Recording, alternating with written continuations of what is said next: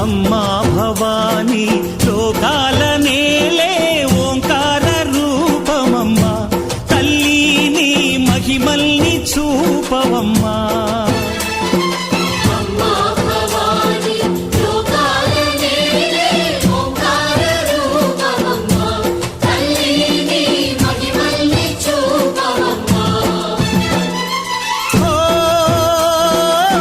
సృష్టికే దీపమా, శక్తికే మూలమా, సింహరథమే నీదమ్మా.